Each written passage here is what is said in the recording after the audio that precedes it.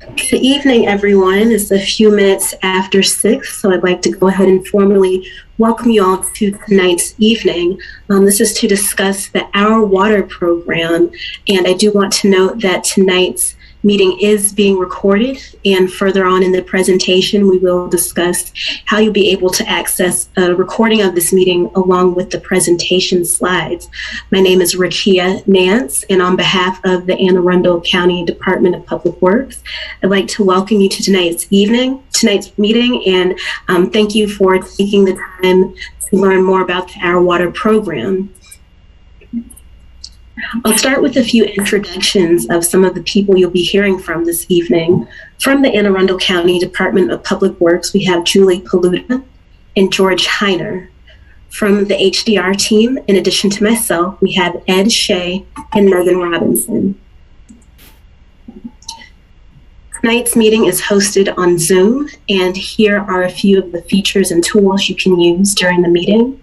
We'll be stopping frequently throughout the meeting to address questions, and we ask that you put any questions that you have into the chat box, and we will address them in the order in which they're received. We're going to ask that you please mute yourself if you're not speaking, and to ensure optimal bandwidth, please turn your camera off. Here's a bit of background about the purpose of tonight's meeting. There has been interest from the community in this program. This meeting is non-binding, and we're not asking you to make any decisions tonight. Instead, this meeting is designed to help you learn more and make an informed decision on whether your community would like to connect to public sewer. And it is a community decision whether to connect to public sewer. Here's an overview of the information we'll be discussing this evening. First, we'll talk about Our Water as it relates to the Saltworks on the Severn community and neighboring communities. Then we'll discuss funding and costs, followed by the application and petition process. And then we've set aside some time to discuss next steps in Q&A. And with that, I'll turn things over to George Heiner from the Department of Public Works to discuss the Our Water program as a whole. George? Thanks, Rakia. Good evening, everyone. I'm George Heiner with Anne Arundel County Department of Public Works in the Utility Design Division. And I'm going to speak in a couple different segments today. The first part, I'm going to talk about the overall Our Water program and kind of what it is and what our objectives are in this program. So we have a lot of information that we're going to be presenting tonight. So as Rakia mentioned, we're going to be pausing at different places for questions. And if you put them in the chat box, we'll try to catch up with all the questions as we hit the different parts of the presentation. So what is the Our Water program? So the Our Water program is an integrated program that the county has developed, or DPW has developed, that really develops a long-term strategy for maintaining the health of our waterways in the Chesapeake Bay while improving our water resiliency. And its main focus is on nutrient reductions. Can you go to the next slide? There's 5 components to the overall strategy. The first one is what we're calling small system upgrades. So this is, we're looking at different projects for taking over small wastewater treatment plants to try to upgrade their performance. A second part is our ongoing stormwater improvements. We have a Bureau now of Watershed Protection, and they are doing a lot of great work funded through the stormwater fee. We have an element of the program that's improving groundwater resiliency, and then there's wastewater treatment plant enhancements. The county has invested a lot of funds over the last 10 to 15 years in improving its wastewater treatment plants, and we're getting excellent removal and treatment there. And then the effort that we're going to talk about tonight is the septic to sewer connection program. And that's the piece that we're going to be trying to provide more information on. So why are we interested in connecting the septic system? So the main reason, again, comes back to nutrient pollution in the Chesapeake Bay, but in the waterways in the major rivers as well. So all of the rivers and the Chesapeake Bay are listed as impaired for nutrients. And the traditional septic system is not very effective at removing nutrients. Our wastewater treatment plants have been designed for nutrient removal and really remove about 90% additional nitrogen than what you would see out of a septic system. And next slide. And this slide is just a quick comparison of the estimate of nitrogen load per household, to the bay, and these estimates are taken from MDE's methods.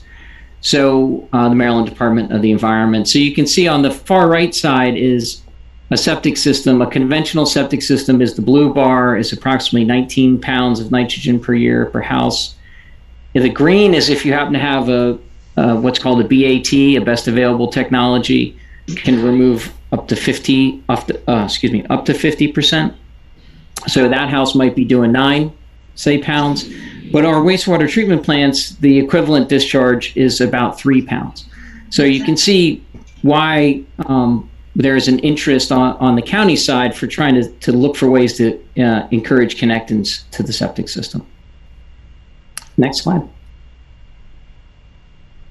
So we've developed this program, and it really has an emphasis on trying to put our investments towards the areas that we think are higher impact areas. And those are the blue areas on this diagram. And at a later part in the presentation, we'll talk a little bit more about what the blue areas mean. But they're really the areas that are septic systems that are close to the waterways, and it has a couple of other features that we'll talk about. Let's see. So we have an overall need, which is to help protect our waterways, improve public health and the environment and water quality. The process that we've developed here tonight is really a modification of the existing petition process. And we'll go over what are some of the differences. The process has been changed, and that's one of the purposes of this meeting. If you're familiar with the old petition process, this is a little different, and we'll go over what those differences are. And our overall action goal here is to connect 6,000 septic systems over the next 30 years. So to put this in perspective, the county has 40,000 septic systems. And so we're really trying to connect a significant number, but by no means the majority of septic systems in the county. Next slide. So a little bit of background on the septic to sewer connection program. In the earlier stages, if people have heard of the Chesapeake Bay total maximum daily load, the county had a goal in that document, which was a state document, of reducing septic loads by close to 50%. So on a very basic level, that would be trying to hook up 20,000 of the 40,000 septic systems. So we did a lot of concept planning at that time to try to figure out if that was even possible. The next main step that we took was a septic task force was formed, which had representatives from the environmental community, community representatives, and some business community.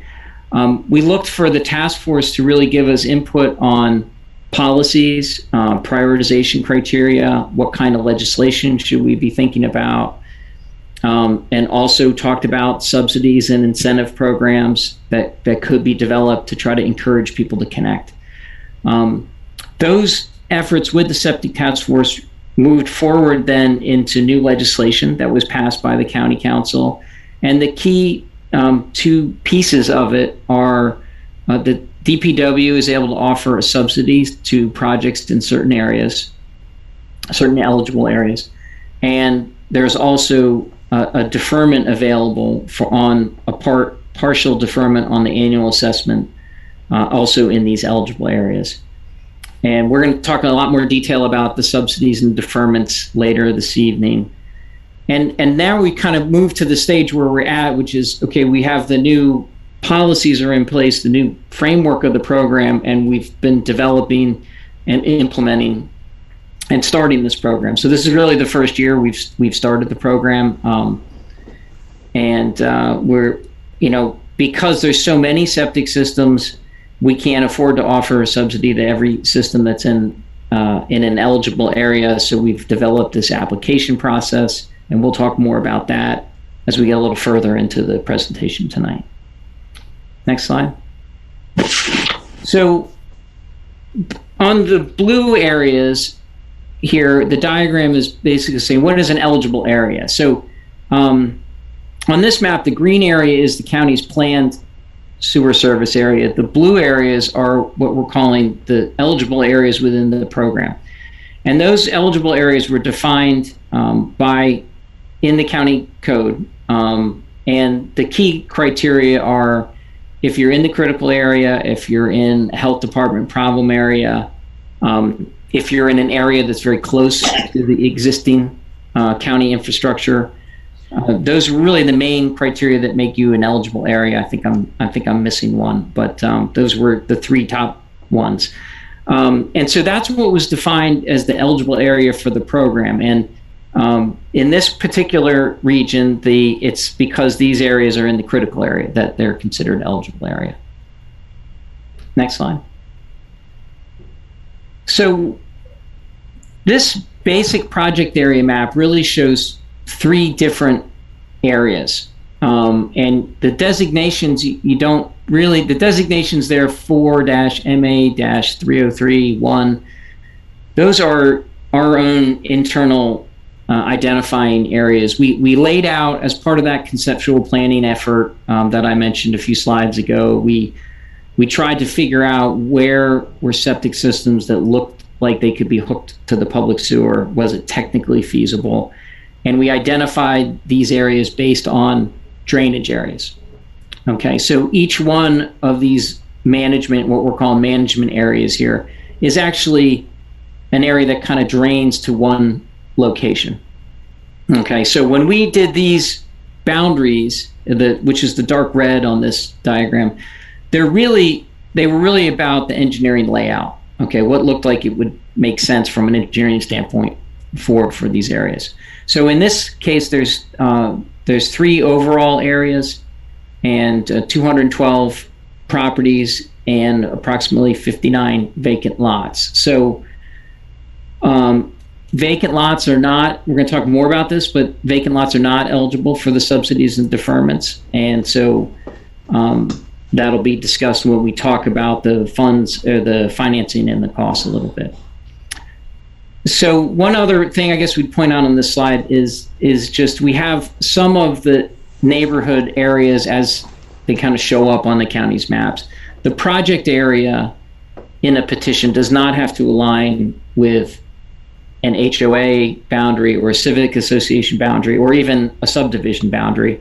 The project area can be whatever the residents have as part of that petition. So in the petition process, the residents are petitioning the county for the extension of public sewer, and they are the ones that are defining the project area. We're showing these areas tonight because we've already laid them out, and we kind of know that they could probably fit together.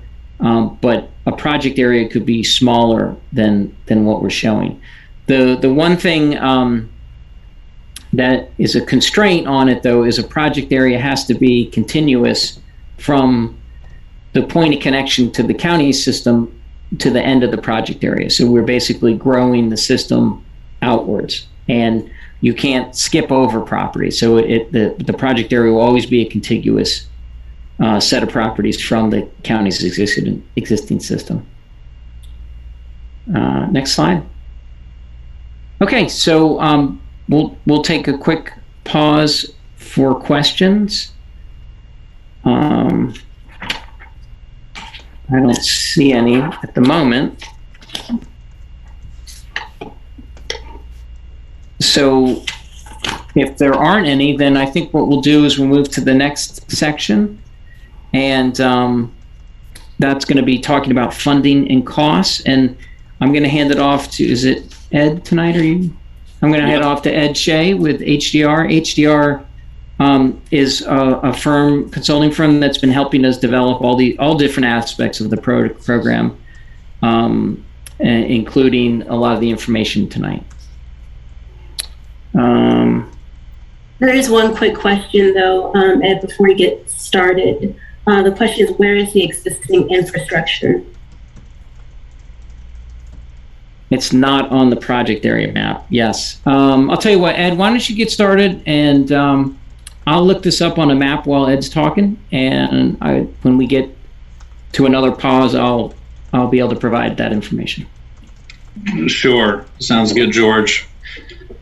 And I believe, looking at my map, I believe the existing sewer may be on Bestgate Road. So the path to get out of these neighborhoods would go to that point ultimately on Bestgate Road.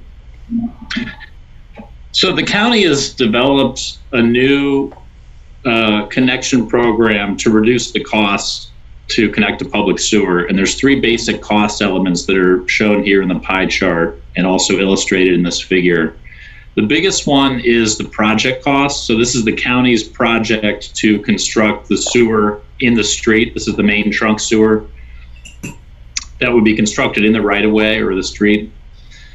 We also have on-site costs. So that's shown on the left side of the image here. That would be abandoning the septic system that may be located in your backyard, the septic system, the drain field, and then routing the plumbing to the front of the house and out towards the street. So there'd be a clean out located on the private property side of the property line of the right of way. And anything on the private property, we're calling on-site costs. So those are private costs. And then the third element is the capital facility connection charge, and that represents the county's investment in the wastewater reclamation facility capacity to treat your wastewater. So three basic costs, and the biggest part of that is the project cost. On the next slide, we show some average project costs per household. So again, this is the project cost. This is the public component of the project, and it's approximately 50 to 60,000 per EDU, so per house or per equivalent dwelling unit. Saltworks in the Severn and the adjacent communities here kind of fall in that middle range from the initial planning efforts. And so the major contributors to these costs are listed on the left: the property sizes, the proximity to the existing system. We just talked about that, potentially going out to Bestgate Road. The depth of the sewer, if there are grinder pumps needed for certain homes to connect, pump stations that may be required to overcome changes in grade to get the flow to go uphill if needed. Restoring the surface, so any kind of roadways, landscaping, and then any kind of impacts to traffic, street closures, that kind of thing. Those all affect project costs. On the next slide, we show some of the historical costs for the private side, the on-site costs to abandon septic tanks and make that connection to the new sewer. And you can see this is based on connections that have been made over the last 5 or 6 years, and typically they're in that $4,000 to $6,000 range, $6,000 to $8,000. And this is affected by property size. How far does the new sewer have to connect to get to the back of your property where your existing septic tank might be located? So the longer that pipe is, the longer that sewer lateral is, that might drive up the cost. The topography, if you have a flat lot or if you've got to go uphill, that could affect the cost. And any kind of restoration to the site, whether it's got to cut through a driveway or, like I said before, landscaping, those all play into that cost. And these are costs that you incur and work with a master plumber to get this work done. Most of the homes in your neighborhoods tend to be set further back from the roadway, and those that are set back further than others, 150, 200 feet, that would have a longer distance connected to the sewer, so that could be a little bit higher cost than others. So we'll pause again here for some questions. I think we had a few more in the chat. Yes, there were 3 questions. I'll start in the order they were received. The first question is, does the entire Severn Grove community pay or just the project area? So the project area, as George mentioned earlier, it may or may not be the same as the entire Severn Grove community. So if the project area happened to be smaller than that, for whatever reason, then it would be the homes in that project area would be expected to pay and to connect if that community votes to connect. All right. Second question. So you do not have an engineering plan as yet. Pumping from our community will be an issue. So that's correct. So what we have at this point are only conceptual layouts. So we don't have an engineering plan for it. So, and just to follow up, so the nearest infrastructure is along Bestgate Road. So we would probably have to pump out, well, definitely have to pump out of the community down to Bestgate Road. And developing the full engineering plans is part of the whole petition process. And, you know, we're really at the very front, the beginning of the beginning, and we'll, a little later, we have a little more detail on what the whole steps are.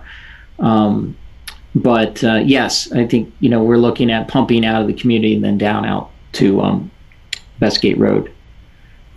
One thing too, just on the historical costs, on the costs in general, it generally larger projects are a little more cost effective than smaller ones because there's an economy of scale for the larger, for the larger area. So depending on, so when we're showing a range of costs, even on the public side, there can be a lot of different things that influence that as well. One of them is the overall project size. Okay, a few more questions. Are properties on private roads eligible? So private roads, yeah, properties on private roads would be eligible. The county would require an easement to be able to access that infrastructure. So now how hard or easy it is to get the easement can be a different issue, but we can install the infrastructure as long as we have the right to come back and do maintenance on it when that's necessary. Okay. Next question, if the sewer is brought to the property line, does the owner have to hook up to it, or can the owner wait until a later date or never hook up? So we'll talk a little bit more about that later, but the short answer is the owner does have to hook up. And there can be some limited exceptions to the timing of the hookup, but we'll talk about that in a little more detail later. All right. So property owners would have to pay all at once, not prorated over time? We have another set of slides in the next set where we're going to talk a lot more. It will be spread out over time, and we have a few more. The next segment of the presentation, we'll talk a lot more about that. So I'd like to just defer that one a little bit. Okay. Do we pay for private on-site costs in addition to project cost? Yes, and the private side cost is paid for by the homeowner, and we'll talk a little bit more about this. But there's city funding that is available to support sewer septic system connections, and so most of the on-site costs can be offset through the state funding. The state funding is up to $20,000 dependent on your income level, and as you can kind of see on this diagram, most times the costs are lower, but as Ed mentioned, there's a lot of different individual site factors that can affect your on-site cost. Okay. Next question is, Severn Grove is a hilly site. Would there be potential for multiple pump sites? We would look at that in more detail, but it looks like when we've had laid this out, we had 3 separate drainage areas in mind. So what I'm assuming looking at that is that we felt it could drain we'd have 3 different pump stations to serve those areas. I would point out though that, again, those were kind of engineered layouts. They were engineering concept layouts. So an actual project area could be 2 of those 3, or it could be part of one of them. Depending on the interest in the area. And then one more question here. How do SCBD rules affect participation? That's a really good question. I don't think we've had that one before.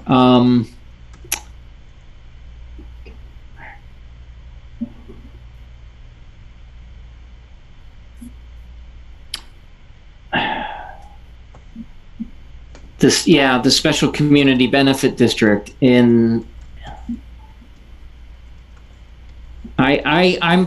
I think we should get back to you on that, honestly. How does that affect it? There was a one meeting that I remember talking about a long time ago that mentioned the SCBDs, and we didn't. But I don't want to. Yeah, we'll get back to everyone on that. How do the SCB affected by a potential project? Okay.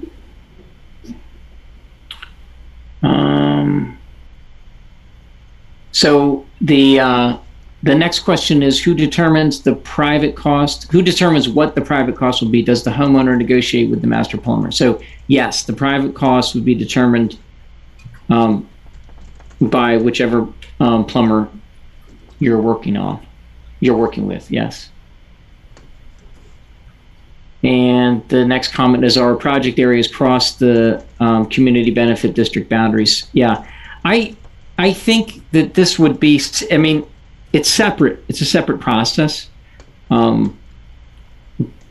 if there's some sort of interference in the overlap, that's what we would need to get back to you about. But we wouldn't, as I was mentioning before, the project areas don't need to be aligned with any other areas.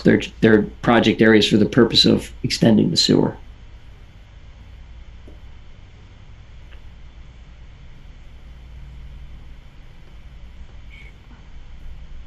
All right, looks like we're all caught up in the chat questions for now.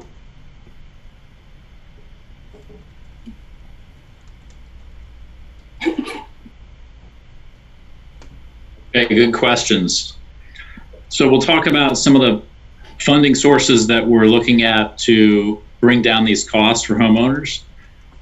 The septic task force that George mentioned initiated legislation to allow a subsidy for up to 25% of the total project cost. So this is, again, the project cost. We're talking about the public side cost to construct the sewer in the right of way.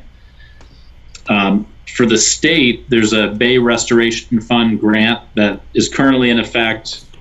It's being used by those who have been connecting over these past several years to reduce the on-site costs as well as the capital facility connection charge.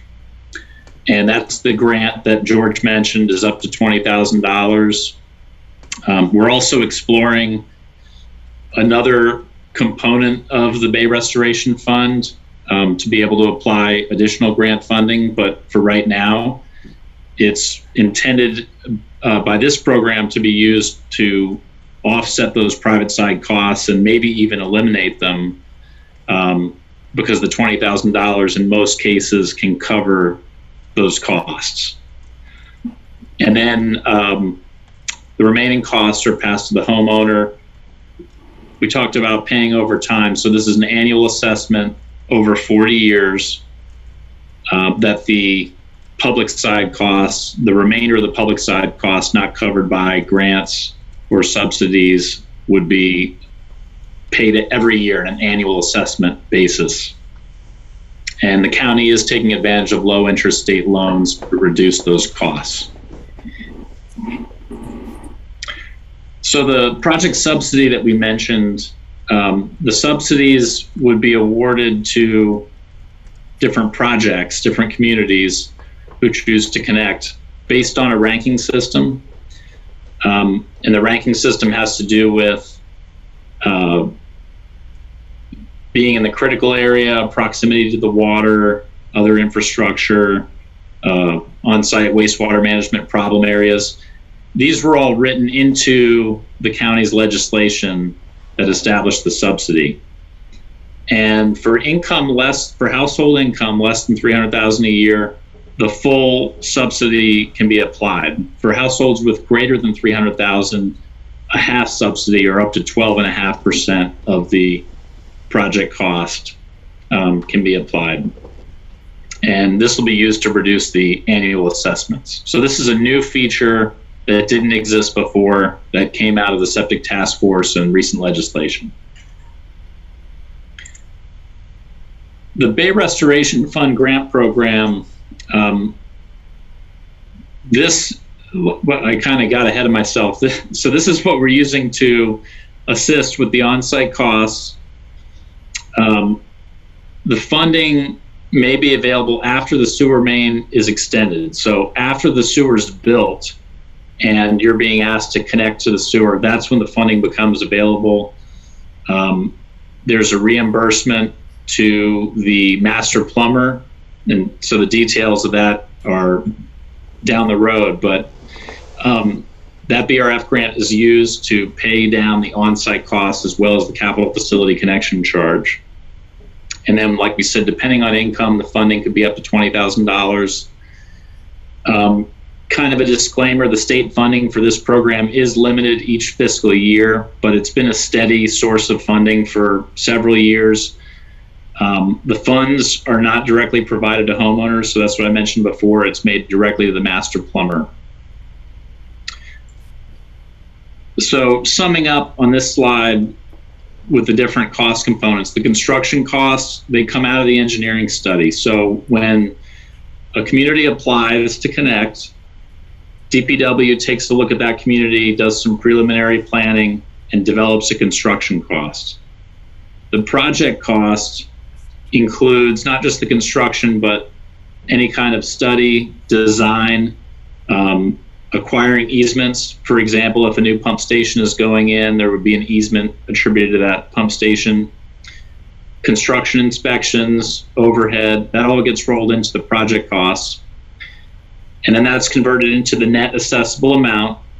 If there's an element to the new sewer that is being built to handle capacity from another adjacent neighborhood that's not being built at the same time, that part of the cost might be subtracted out, so a neighborhood isn't getting charged to provide another neighborhood a benefit. Then any kind of subsidy or state grant is subtracted out of that net assessable amount, and interest is charged. So that gets all converted into the annual assessment that each homeowner receives. And again, that's a 40-year term. It used to be 30 years, and the new program with recent legislation has extended the payback period of 40 years. And a quick question before we go on to the next slide. Are the assessments on top of annual fees? Yes, that's a very good question. You will begin getting sewer usage fees every quarter, and typically that is on a monthly basis. It's about $35 a month. George, can you please correct me if it's quarterly or monthly? I believe it's monthly. I think it's actually on the slide. Okay. Usage fees are quarterly. But the average, what that turns into as an average monthly amount, I think is $35 a month. Oh. I know what you're saying. The billing is quarterly, but I think we were projecting it down at what does that mean on a per month basis. Oh, understood. Okay. And if the question was, Ed, you read the question differently than I did. So I read the question as, are the assessments on top of the annual fees that would be associated with the special benefit district? And the answer would still be yes, because it's a separate would be a separate assessment from whatever is associated with the SCBD. Yeah, good clarification. Okay, and then just again summarizing the assessment basis, for household income less than $300,000 a year, there's, in addition to the subsidy, there's an option to defer up to 50% of the cost. So whatever the assessment is, 50% of that will be deferred until either the end of 40 years or upon property transfer. And we're going to talk about that in a little bit more detail in the upcoming slides. Elderly, and in this case, we're defining elderly as 60 years old, and we usually get a few chuckles out of that. Elderly can defer 100% of the cost for the term, 40 years or property transfer. And then also the $15,000 BRF funding for on-site costs in the CFCC that we described earlier. So household income greater than $300,000, you get half the BRF funding. Option to defer up to 50% remains, and half the subsidy, so 12.5% county subsidy. Vacant lots, like we said earlier, no subsidy, no deferment, no BRF grant, and that's significant. Probably more in Severn and Grove. There's a higher number of vacant lots, and also a few in Saltworks in the Severn. So we can look at that a little bit further in the coming slides if there are more questions on vacant lots.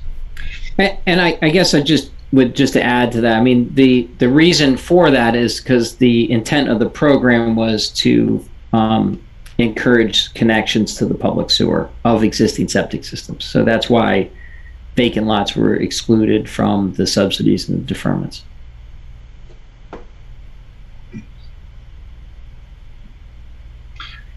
So looking at some typical costs, we're showing it here in a range of low to high. The costs, as we mentioned, are variable depending on where the project area is drawn. But based on the initial planning, we're expecting costs for the subsidy only. So this would be a home that accepted the subsidy, didn't do any deferment of costs. The annual cost per year would range between about $1,500 and $2,500 annually.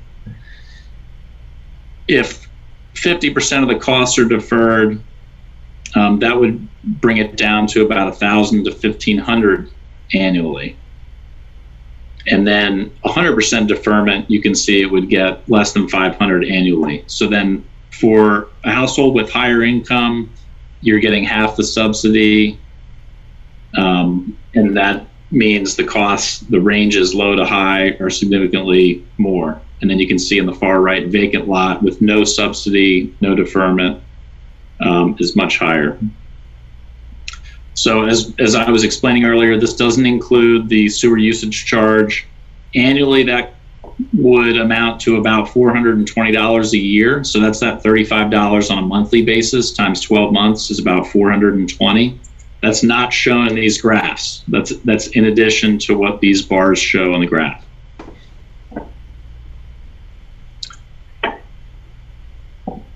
Okay, so the options for assessment. Private costs should be covered by the Bay Restoration Fund grants. For most connections, unless somebody has unusually high on-site costs, and that's paid at the time of connection. Capital facility charge connection should also be covered by the Bay Restoration Fund grant. You do have an option to finance the CFCC over 40 years. And finally, the public costs, we said the assessment options, you can pay it over 40 years and defer up to 50%, to the rest to be paid at the end of 40 years or at property transfer. And we've got a few examples coming up. I'm going to hand it over to Julie to talk about the deferral examples. Before we move on to that section, there was one question that came in, and it is, does the sewer line need to be a certain distance from the homeowner's well?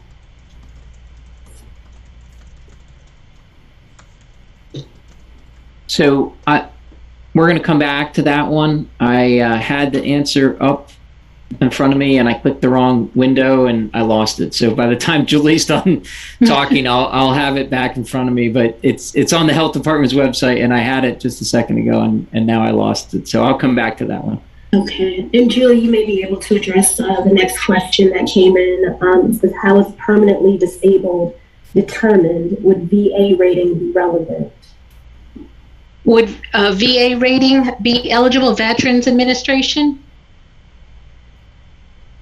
Correct. Would the VA rating be relevant to determining what is permanently disabled? If the Diana just she is responding. Well, Diana. So we would have to look at what the VA is providing as disabled on their documentation. So VA, I understand, stands for Veterans Administration. So if the Veterans Administration is determining that the citizen is in fact disabled, yes, they would be eligible. Does that answer their question? If the veteran is disabled, yes. Okay, I'm going to go ahead and I'm going to jump right into the deferral program. That Ed, thank you for that segue. The first one I'm going to talk about is the partial deferral repayment. The partial deferral of up to 50% of the per property assessment and the capital facility connection charge is available to all owners of residential property with existing improvements. Homeowners can choose how much, if any, of the costs they would like to defer, up to 50%. For example, if the total per property assessment is, for example, in this example, is $72,000 over 40 years, up to $36,000 of the assessment cost can be deferred until the property is sold or otherwise transferred for 40 years, whichever occurs first. This would bring your yearly assessment payment down to $1,800, from $1,800 down to $900 per year. If the property is sold before the 40-year assessment period, you would then need to repay the deferred $36,000, and the remaining $900 annual assessment would then be paid by the new buyer. Next slide. This is the full deferral repayment program. The full deferral assessment payments are available for disabled and elderly residents who meet certain eligibility requirements as stated or defined in the County Code 13-5-814B. And I will state that it does actually say in code elderly. That is not my term. The full deferral defers each annual assessment of and in this example, $1,800 until the property is sold or otherwise transferred. You would pay nothing until the property is sold or otherwise transferred. At the time of transfer, all deferred payments, so the $1,800 per year, each year of deferment, are then due. For example, if the property is transferred after 10 years, you would then pay $18,000 at the time of transfer. The remaining annual assessment payments of $1,800 would be paid by the new owner for the remaining years, which would be, in this example, 30 years. for the next 30 years. Next slide. This table compares the two deferral methods to show how much would be needed to be paid back at property transfer. We are assuming an annual payment of $1,800 based on a per property assessment of $72,000. In the case of a full deferral, the required payment at the time of property transfer depends on when the property is transferred. For example, if the property is sold or transferred after 5 years, $9,000 would be due. After 10 years, $18,000 would be due. And this is for the full deferral. After 15 years, $27,000, and after 20 years, $36,000. For the partial deferral, $36,000 would be due at the time of property transfer, regardless of the number of years. Additionally, you would have been paying $900 per year, which is $1,800 times 50%, to accrue for the years you've owned your home. So that's, in a nutshell, how the deferral program works. Thank you. At this point, I'm going to turn it back over to, I believe, George? Yeah. Thank you. Yes, and George, before we start talking about the application and petition process, there is one question. Does the sewer line run on one side of the street or both in an easement? In other words, will we be giving up a part of our front yards? And if so, how much? Okay, so the sewer line would go in the roadway, or within, I guess if it's a private road, we would need to determine, what that, okay, so what we would normally do is the sewer clean out for an individual house is at the edge of the public right of way. So we would probably do a similar idea. We could put it at the edge of the lot line, and then the county's easement could be in the main roadway, is I think probably what we would do. I'm looking right now, some areas have public water, and if public water is on one side of the road, we would put the sewer on the other side of the road. But normally the sewer would be on one side of the road. And I do have the answer for the question about the setbacks. So a well needs to be 10 feet away from a gravity sewer line constructed of PVC, which is plastic pipe, which is our normal, and 50 feet from a sewer force main. So we would have a force main going out of the community, and so that setback would be 50 feet. And I would say if we had wells that seem to impinge on that setback, we'd talk to the health department about that, and whether there's some protective measures we can put around the piping, instead of moving the well 10 feet over or something like that, or is there something different we can do with the water line to ensure that protection? I lost the chat box, so I'm not sure. Did I catch up with them? Yes, it was just that one question. Okay. So with the question about how much of the front yard, it would really be, I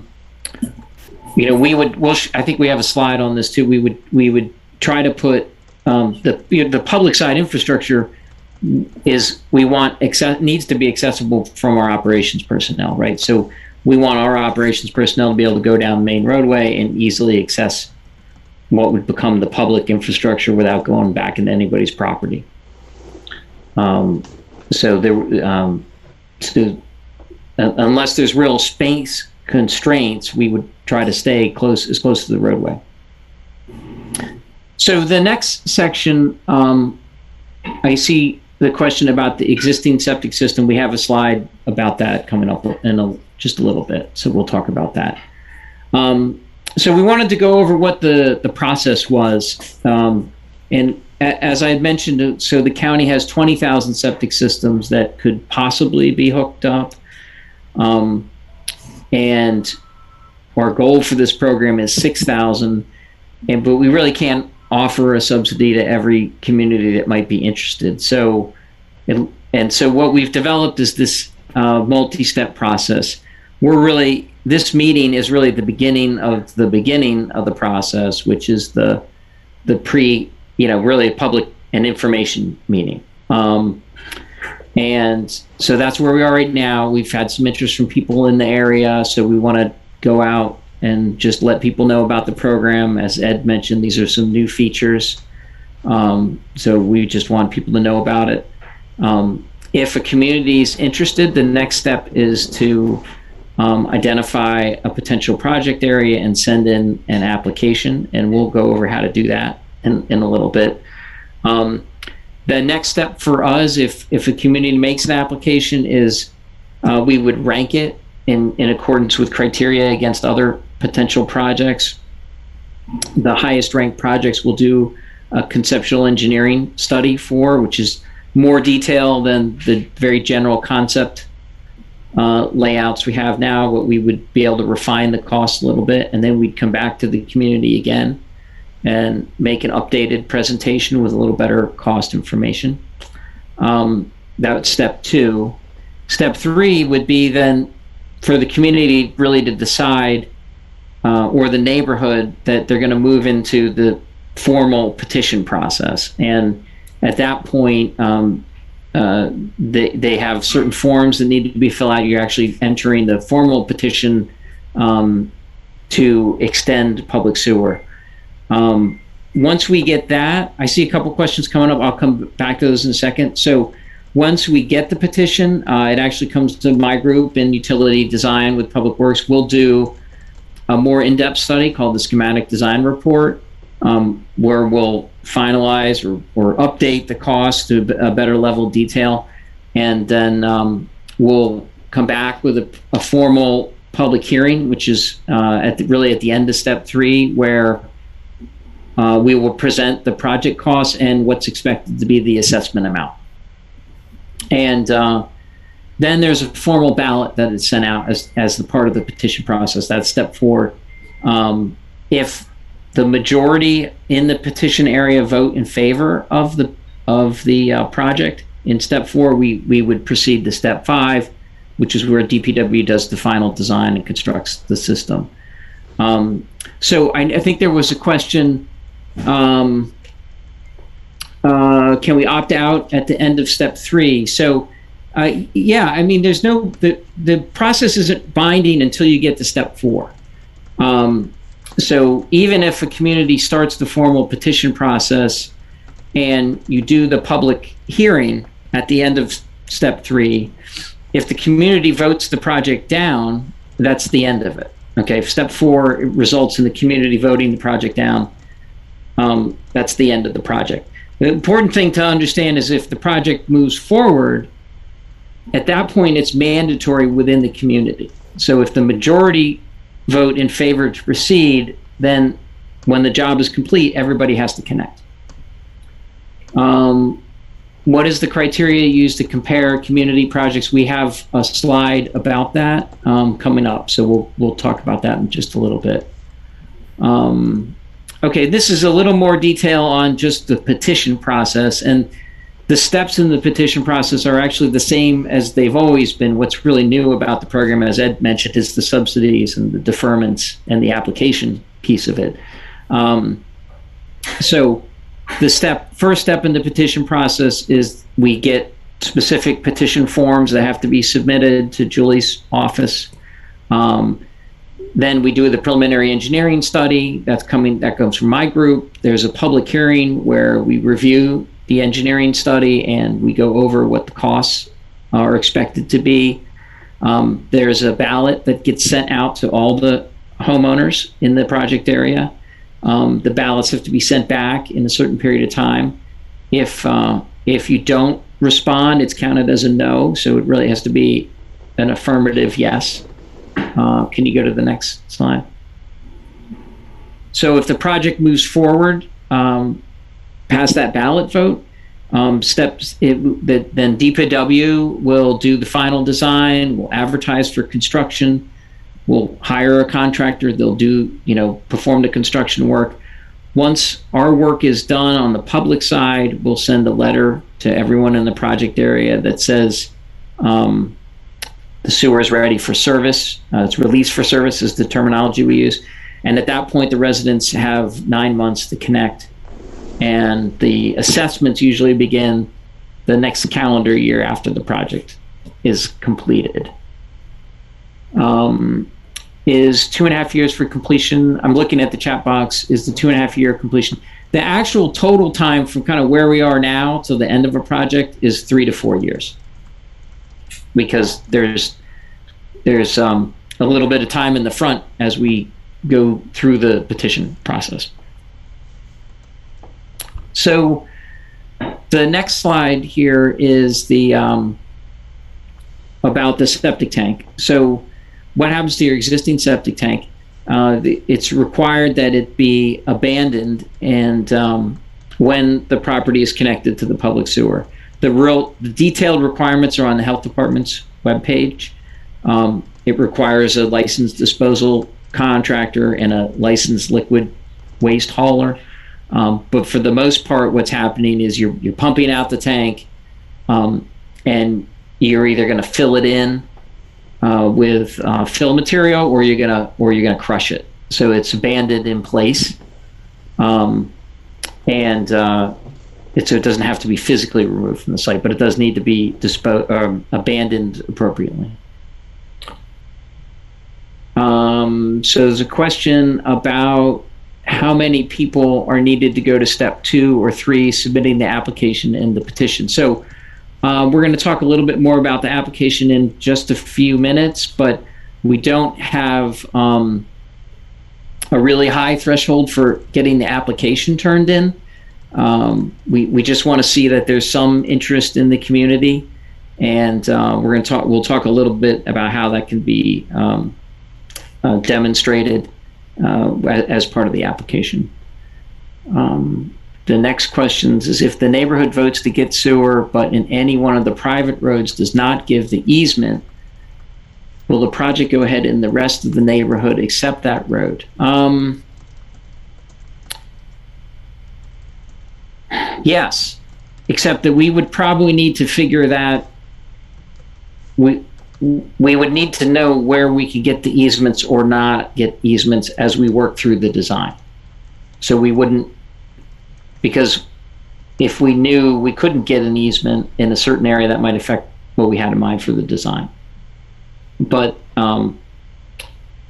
if one or two neighborhoods are willing to provide the easement, and yeah, we can go there. So it's a little tough because there are 3 areas that are a little distinct, so we'd have to really kind of look at each particular area. But I guess the more direct way to answer it is, if we can't get an easement to put a public infrastructure in there, we're not putting public infrastructure in there. Let's see. I think we're caught up. So what is Yes. Okay, so we've set up we've been doing a number of these informational meetings throughout the county this summer, kind of starting in July or June, I think. And we've set up what we call a community page. Now, our identification of the community might be a little different than the community's definition, but we're trying to just identify the geographical area. You can get to the community webpage either directly through the link that's there, or if you go to the Our Water webpage and you type in your address, there's a septic to sewer subpage, you type in your address, it should say you're eligible and then give you a link to this community page. It's usually a little blue box on the corner. When you get to the community page, and this is a screenshot of it. What we're going to be posting, what's up there now is the slides for tonight's show. We're going to be, or not show, for tonight's presentation. We're going to put up the recording of the presentation in a little while. And that's usually within a week. And then some of these other questions that we need to get back on, we'll try to get those answers. The one I have right now is about the Special Community Benefit District. The other thing we'd encourage you to do is there's an option in the right here on the box to say whether you're interested or not interested, or leave a comment. So we really would appreciate if you can just let us know in terms of your thoughts, because this is one of the ways we want to try to gauge whether there's some interest in the community. And any comments, we would encourage any comments really just about the program or even the presentation. We want to, we're covering a lot of information in these meetings. We want to try to make sure people understand, the program and some of the pluses and minuses of it. So anything, that pertains to the way the information was presented would be useful to us as well. Let's see. I see. There are a couple of questions, George. Yeah. One related to property values. I would think that this would raise property values, which could be viewed as good and bad. Yeah, we've had that question a lot, and we're not in a great position to answer that about whether it's going to, what the significance of the change in property values might be. I think we feel intuitively it might raise it, but I also suspect it's very site dependent. Will the sewer line go up to all the empty lots or only to the empty lots that are buildable? Some of the single lots in Severn Grove are too small to ever build a house on. So that's an excellent question. We would drop a connection off at every lot, but we would need to do a little bit more research about the non-buildable lots. There are some rules from planning and zoning about minimum lot size, which I think is what the question is getting to. So if we were doing a layout in an area, we would have to take a closer look at that. I suspect the answer is that we wouldn't be, if the lots are too small, that we wouldn't be dropping individual connections for lots that don't conform to the existing zoning. Let's put it that way. Let's see. The next question. Could the project allow more development in the neighborhood because the proximity of septic to wells restricts it? So I think in theory that's a possibility, because it really depends on what is driving the site development decisions on the properties right now. If it's setbacks, then possibly getting public sewer might alleviate that. But the setbacks are usually a little bit more of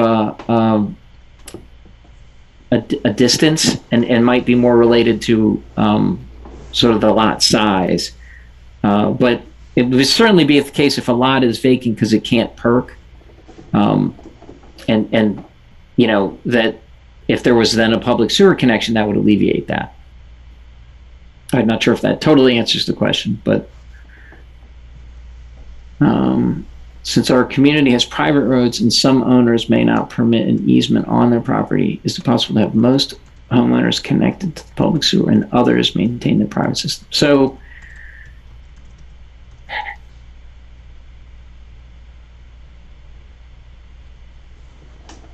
I think we'll have to talk about that one a little bit. We would need an easement that gives us the legal right to enter to work on the infrastructure that's put into place. So if say you have 7 property owners and they all have an equal vote, or it has to be unanimous in order to grant that public easement, if it had to be unanimous and you couldn't get all 7 people, then I don't think we would get the easement, and then we wouldn't move forward with the project. So I don't think we could say, okay, we'll go down here and we'll serve these 6 of the 7, but we know that owner 7 isn't interested in the project, so we just won't put it there, because if owner 7 has an equal share in determining the access easement, then that's where the holdup would be in terms of moving forward with the project.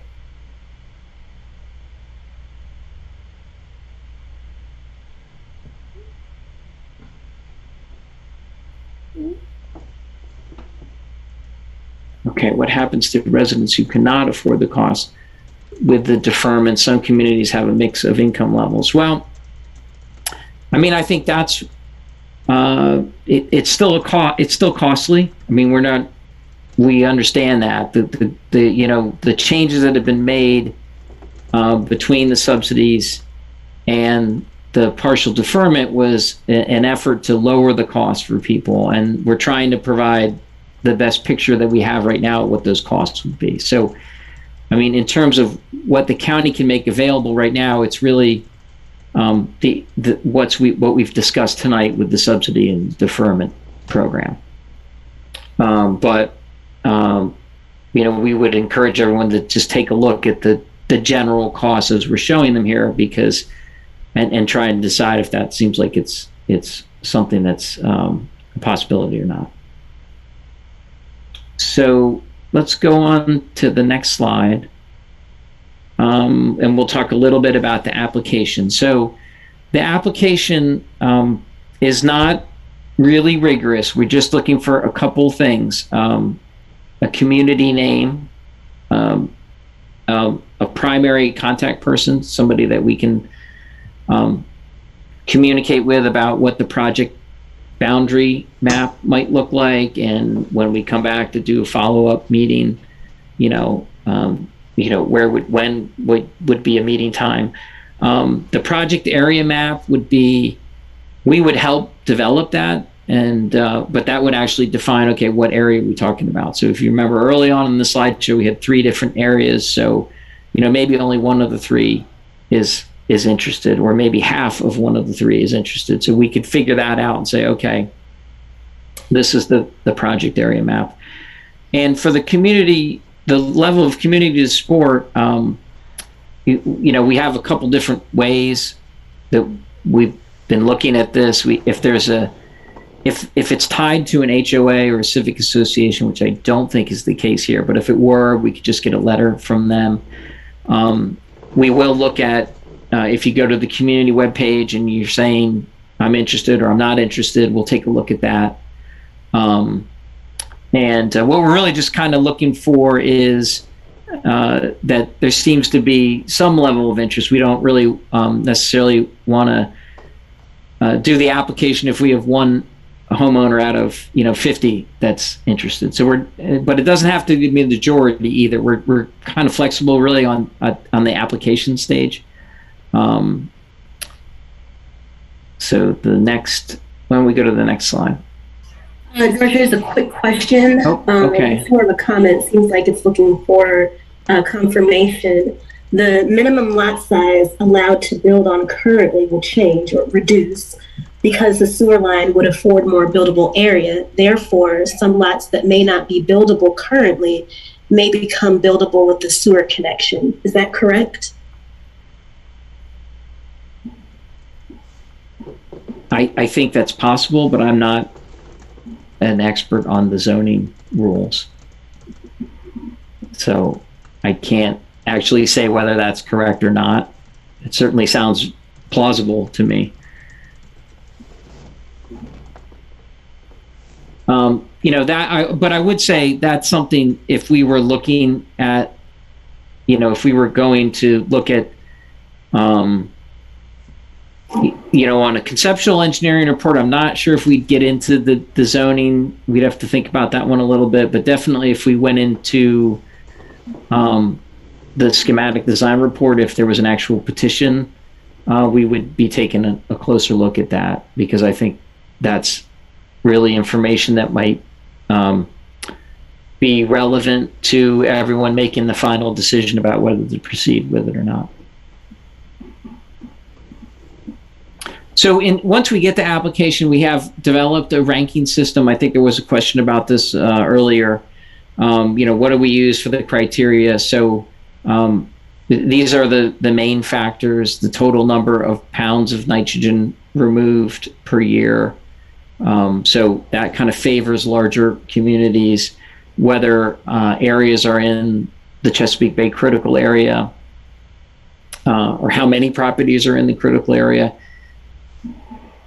There are some locations that are called on-site wastewater management problem areas. If those are areas that have some challenging conditions for the septic system, so if you have lots in that, you get scored for that. And then some of them are cost metrics: dollar per pound nitrogen removed, dollar per house connected. And then we're also looking at availability, distance to the existing infrastructure. So we really want to. Ideally, we want to kind of grow the system out. We want to grow from our existing system out. So, the scoring system kind of favors those projects. And then number of vacant lots and number of households that cannot flow by gravity. That's more of an operational concern. You can grinder pump. What's called a grinder pump is an individual house pump. Generally, our operations team doesn't love those pumps, but so that's why that's a smaller criteria.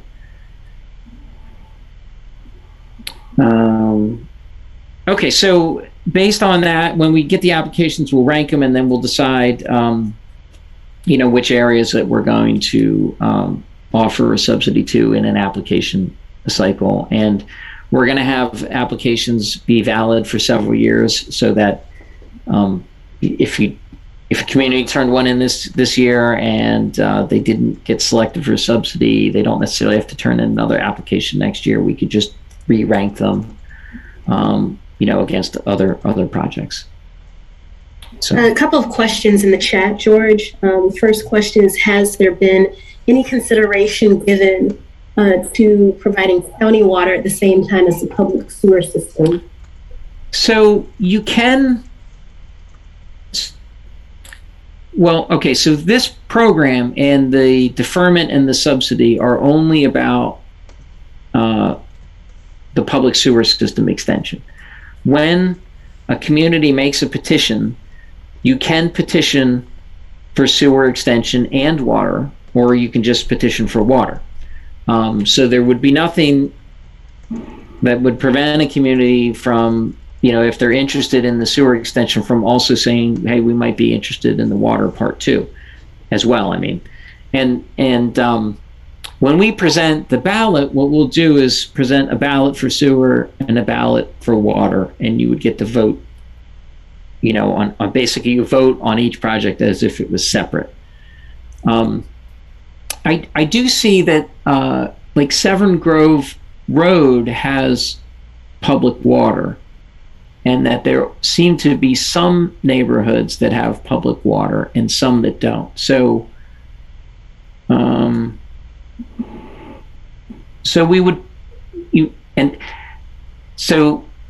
if we were talking about a specific project area, we'd need to, whoever the community contact person is, we'd need to probably talk a little specifically about that, because your petition area does need to be the same, right? So if you can petition for water and sewer, but you can't have eight houses petition for water and sewer, and within the same project have another 5 houses just do sewer. So that's something we would need to take a look at, since there is a little bit of public water in some areas. Now, I guess the other side of that is it might mean the costs are relatively lower for the public water, since at least there's a line that's going out there along Severn Grove Road. All right, next question. If we have an existing fairly new nitrogen reducing tank, would it still need to be abandoned? Okay, so if you recently had work done on your septic system, or you have this BAT system, you can request basically a time extension on the connection to the public sewer. So when I mentioned there were a few possible exemptions to the requirement to connect, that's one of them. Eventually you would need to connect, but there would be you wouldn't have to connect within 9 months.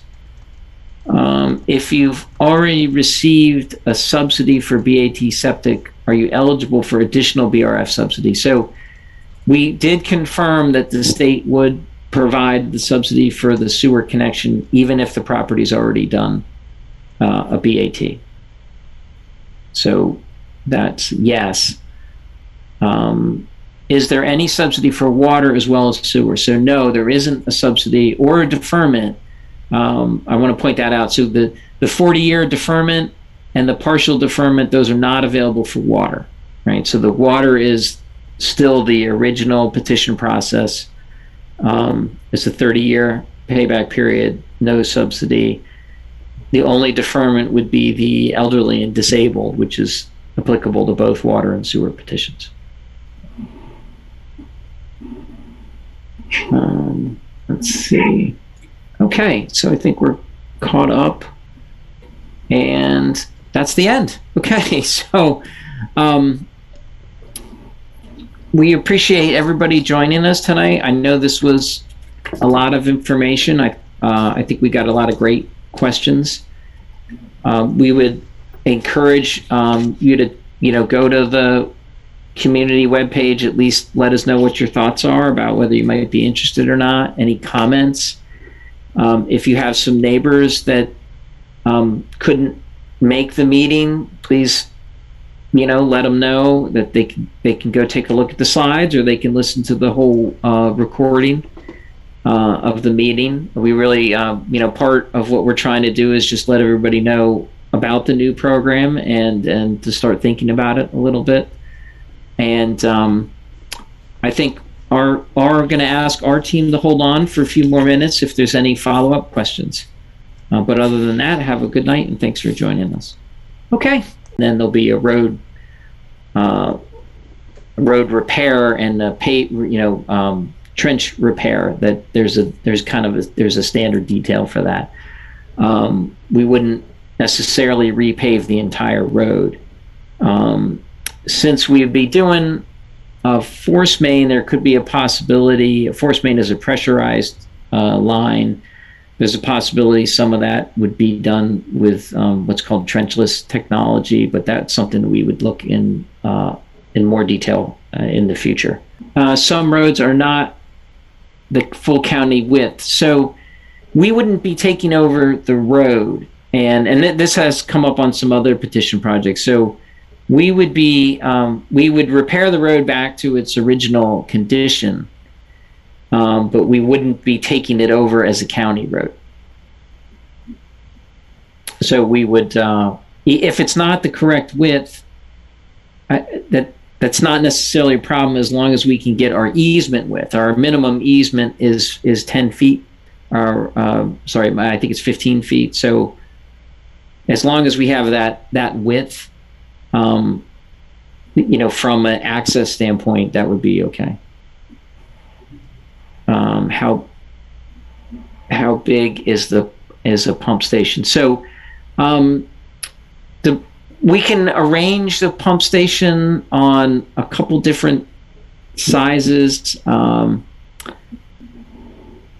now I'm forgetting the general size that we've figured, but there's a lot of it is below ground. We usually do what's called a submersible pump station, which is below ground. Above ground, there'd be like a concrete access hatch that you'd see, and then there'd be some control panels, sometimes a small building that might house the panels, and then a generator as backup. But most pumping stations, all of them have the same kind of features. There's there's control panels, there's a generator, there's a few pieces that are that you can see above ground, and then there's a valve vault for what's called a bypass connection. So sometimes if there's a need to bring out a truck during an emergency, there's bypass connections.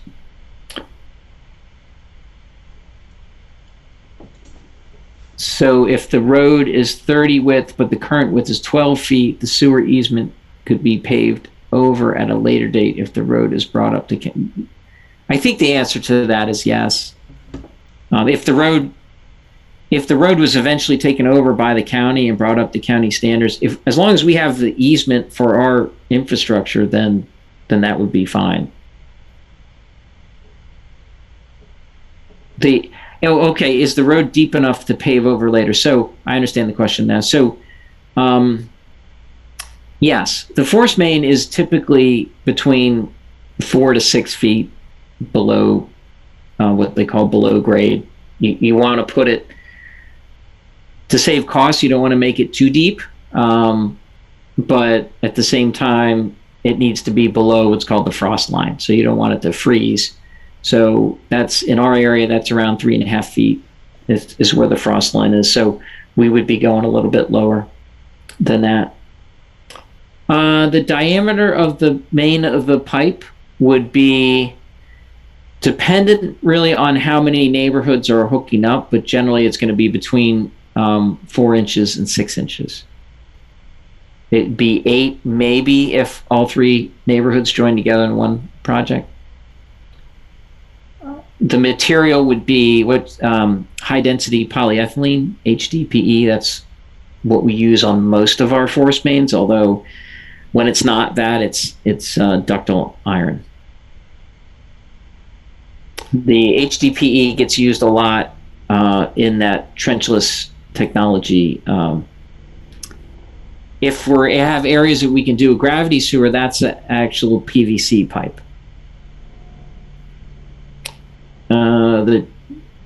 So could it be put in a boring instead of a trench? If you're doing trenchless technology, yes. Yeah, you would use it's a boring machine essentially. And sometimes we have to do that. And sometimes we base the design around doing this. It's called horizontal directional drilling. Sometimes we, like if you're going under a creek or something, right? That's the best way. Sometimes it's appropriate depending on the road intersection. Sometimes we also develop the design to give the contractor the option to either do it what's called open cut trenching or directional drilling. Directional drilling can be a little bit more expensive depending on the circumstances. So sometimes we'll have that option in the contract. So ultimately, when we put the bid package together, the award goes to the lowest bidder. So when we give them the option, it's to let the contractor decide what they think is going to be the lowest cost for them.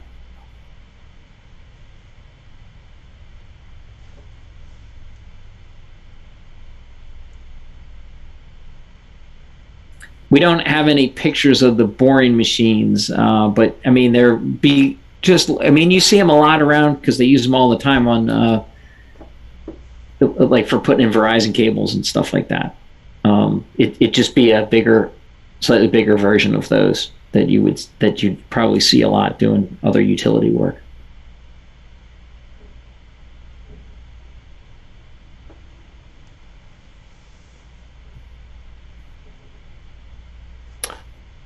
So how far apart are sewer and water mains? They need to be 10 feet across, 10 feet apart when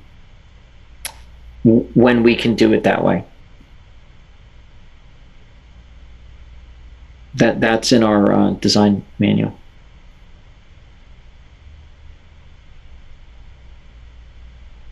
So that's why I was saying if we had water main in one part of the road, we put the sewer main really on the other side of the road. Okay. All right. Okay, thanks everyone, and thanks for joining us, and have a nice night.